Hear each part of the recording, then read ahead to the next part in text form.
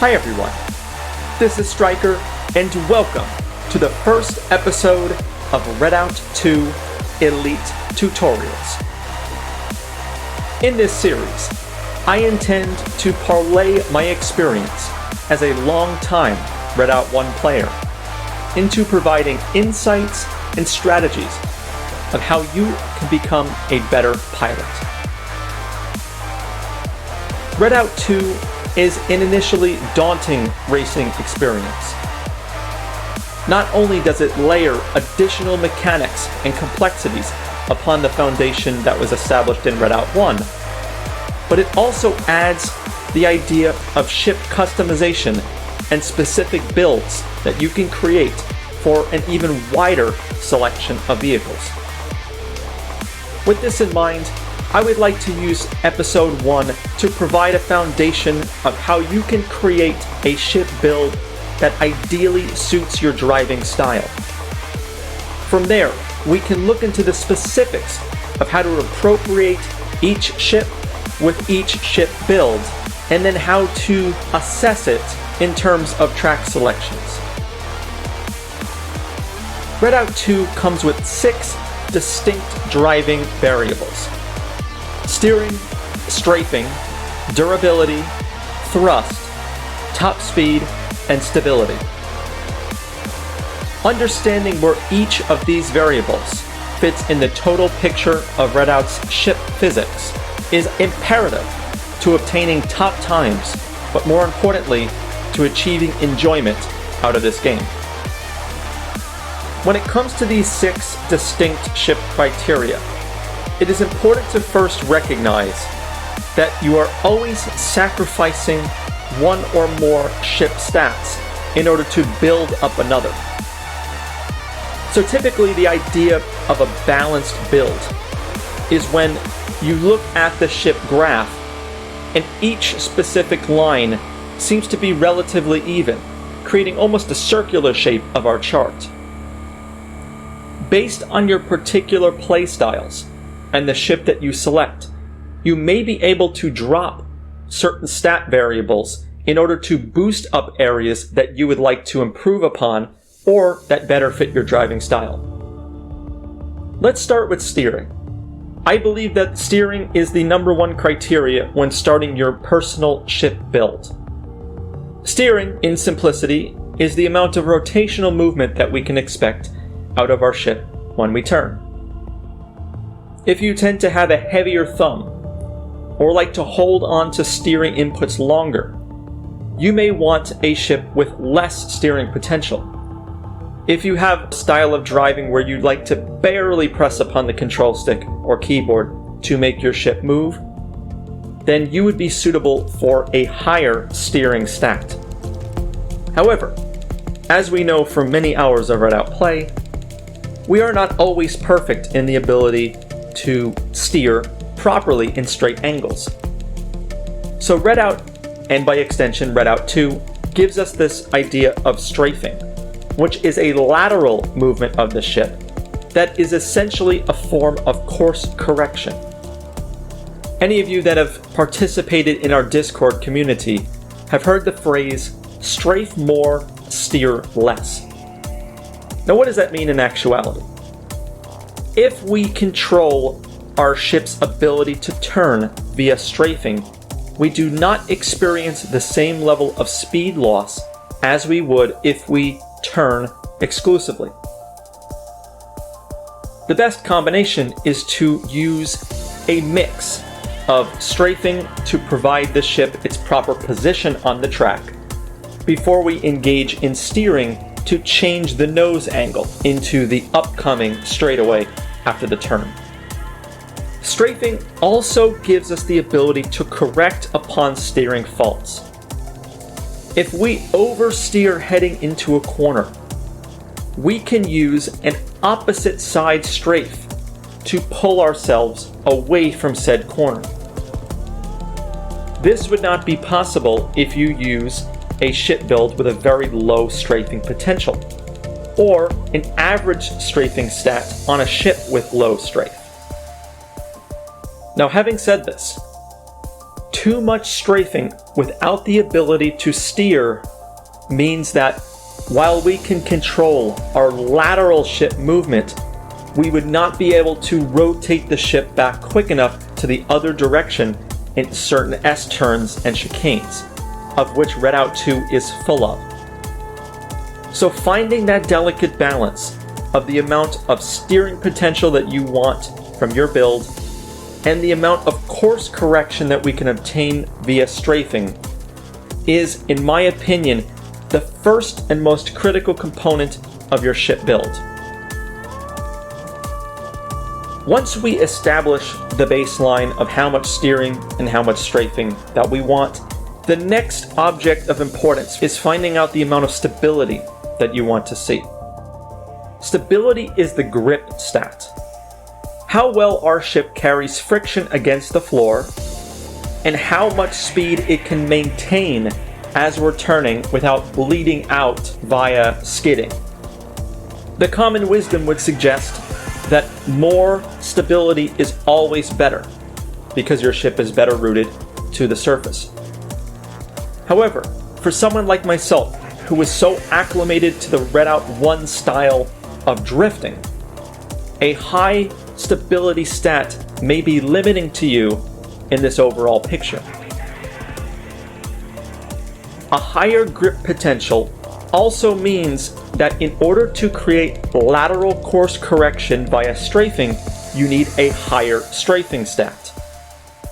If you have a high stability build, which many people would tell you is inherently faster, but then you layer that with a higher degree of thrust or top speed, and you're removing stats from your strafing designation, now we are less likely to be able to correct a flaw in your steering. Take a look at this clip on Voyager Reverse, and you'll see how with this low stability build that I've created, I'm able to hold off and oversteer to the left on this turn because my stability stat is lower, which means I don't need to buffer my strafing stat in expense of other ship variables. This is also, to a degree, track dependent, but I feel that once you find a ship build that feels right to you, it will feel right on every single track. When it comes to the highest levels of time trialing, that advice may change, and you might eventually have to settle upon the generally accepted meta to create your results. But in the intermediate to advanced stages of Redout, and to most importantly get the most enjoyment out of this game, find a build that feels good to drive. Once you have done so, with the 3 control variables of steering, strafing, and stability, now we can look at the slight optimizations that we can make to optimize our ship's performance. Those variables are durability, thrust, and top speed. Durability is inherently linked to our energy pool. How much durability you have in your hull is indicative of how long you will be able to hold a turbo boost. Since Redout is very much a game about boosting and hyper boosting, having a larger pool to boost from will potentially increase your speed over the course of a lap, and will also protect you against low hull situations where a crash may lead you into elimination. Durability is also a critical variable when racing on tracks that contain temperature hazards like hot areas of Tartarus, and conversely benefits you in cold areas like Genesis and Mariana Trench. Now, in some ways, thrust is linked to durability, as thrust will provide us a more rapid acceleration of our ship upon the beginning of a race, but also coming out of corners. It does, however, drain more of your hull faster due to its higher output of power. So having a ship with a very high thrust and low durability may lead to a fast ship that will burn out its hull very quickly, limiting the overall speed gain over time and also putting you at more risk of blowing up. Once you establish an ideal level of durability, and this is done by playing on tracks that you're familiar with, hold your boost, hold your hyper boost, and see if you're happy with the amount of time that that boost lasts before hitting your next corner. If the durability is good and you feel like you can get a little bit more acceleration out of your vehicle, put a bit more of your stat distribution into thrust, hopefully without reducing more of your durability in the process. Thrust will also give that visceral sensation of speed that some people have felt is lacking in Redout 2 versus the original. Remember, in Redout 1, due to the much floatier physics, there was a higher sense of momentum and a true feeling of inertia while turning. This isn't so present in Redout 2, but the ability to feel like you can get up to a speed is very much linked to the thrust potential of your ship. Top speed is the final variable I'll discuss, as it's the one that makes the least impact on the overall feel of driving. Once your ship gets up to cruising speed, the ability to hold a higher speed is your top speed stat. Having a higher top speed should lead to much lower lap times. But what some of our community members have discovered is that there is a diminishing returns upon boosting your top speed stat over the halfway mark. And here's a great graph that was created to illustrate this concept. In the current meta of Redout 2, it may be a better idea to boost up the other areas of stats that we have discussed, as opposed to pouring all of your energy into top speed. As I mentioned previously, you're always sacrificing something to gain something else stat-wise. If you go for the traditional high durability, high stability ship, that would give you the ability to boost for a really long time and carry a lot of speed around corners, you may have to sacrifice either your steering and strafing potential, which would impede the ship's control, or you may have to sacrifice thrust and top speed, which would diminish the fun return of high-speed driving. Conversely, if you pour all of your energy into the steering feel, you may find a ship that's great to control, but doesn't go real fast, which would be a potential roadblock in online matches. Now, in my personal explorations into Redout 2's driving, I've made it no secret that initially I wasn't very pleased with the driving experience. Finding a ship that worked for my style was the first key in optimizing my builds. As I go through each of these builds, let's start with Sulha. Notice how I've pretty much optimized my steering and strafing stats to my liking before playing with the other variables of durability, thrust, and stability. Watch how, as I scroll through these builds, the steering and strafing remain relatively the same, if not exactly, between builds. But yet each of these does give me a slightly different feel. Through repetition, running these same vehicles on the same tracks, over and over with these different build tweaks, I can come up with a feel that is ideal to my playstyle.